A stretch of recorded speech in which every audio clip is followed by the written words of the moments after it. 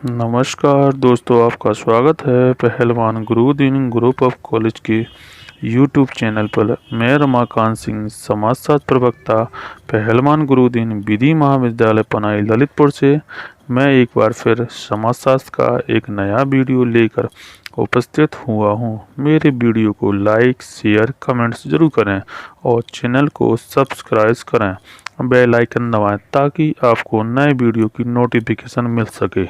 मैं इस वीडियो में कक्षा बी LLB थर्ड सेम अशासकीय संस्था पर चर्चा करेंगे।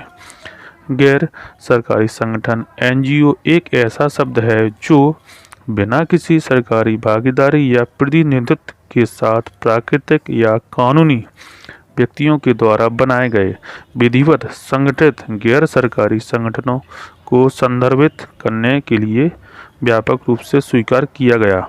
उन मामले में जिनमें गैर सरकारी संगठन पूरी तरह से या आंशिक रूप से सरकारों द्वारा निधिबद्ध होते हैं, NGO अपना गैर सरकारी ओहदा बनाए रखता है और सरकारी प्रतिनिधियों को संगठन में सदस्यता से बाहर रखता है। गैर सरकारी संगठन एक आम उपयोग का शब्द है, लेकिन एक कानूनी परिभाषा नहीं है।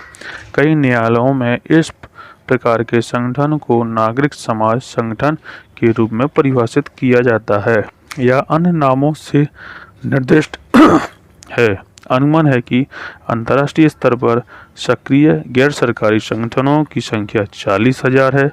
राष्ट्रीय संख्या और भी अधिक है। रूस में 277,000 गैर सरकारी संगठन हैं। भारत में 1 मिलियन और 2 मिलियन के बीच गैर सरकारी संगठन होने का अनुमान है।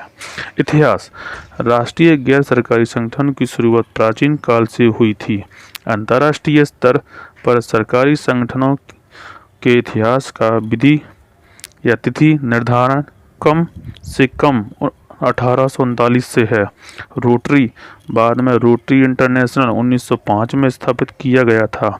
अनुमान लगाया गया है कि 1914 तक 1083 गैर सरकारी संगठन स्थापित हो चुके थे। अंतर्राष्ट्रीय गैर सरकारी संगठन गुलामी विरोध आंदोलन और महिला मताधिकारी आंदोलन में महत्वपूर्ण थे और विश्व निरस्त्रीकरण सम्मेलन के समय एक चोटी पर पहुंच गए। हालांकि वाक्यांश गैर सरकारी संगठन 1945 में संयुक्त राष्ट्र संगठन की स्थापना के साथ ही लोकप्रिय प्रयोग में आया है। संयुक्त राष्ट्र चार्टर के माध्यम या अध्याय 10 के अनुच्छेद 71 में उन संगठनों के लिए सलाहकार भूमिका के प्रावधानों के साथ जो ना तो सरकारी है और ना ही राज्य सदस्य सलाहकार ओहदा। अंतर्राष्ट्रीय गैर सरकारी संगठन INGO की परिभाषा पहली बार 27 फरवरी 1950 को ECOSOC के 288 संकल्प में दी गई है। इसे कोई भी अंतर्राष्ट्रीय संगठन जो एक अंतर्राष्ट्रीय संधि द्वारा स्थापित नहीं है के रूप में परिभाषित किया गया है।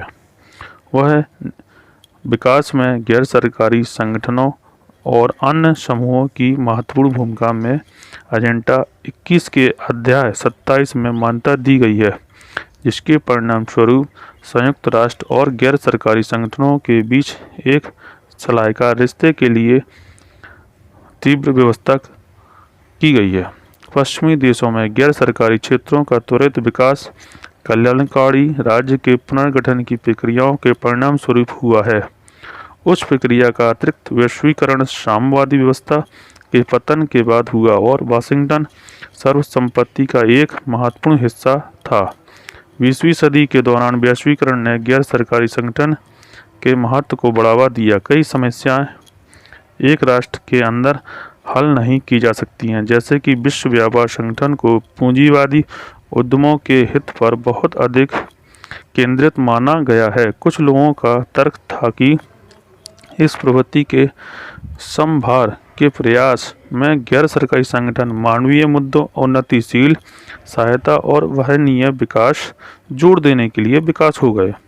इसका एक प्रमुख उदाहरण है कि विश्व सामाजिक मंच, जो दावों स्विट्जरलैंड में प्रतिवर्ष जनवरी में आयोजित होने वाले विश्व आर्थिक मंच का एक प्रतिद्वंदी सम्मेलन है। जनवरी 2005 में पोर्टो एलेग्रे ब्राजील में 5वें विश्व सामाजिक मंच में 1000 से अधिक गैर सरकारी संगठनों के प्रतिनिधि उपस्थित हुए थे। बस आज के लिए धन्यवाद।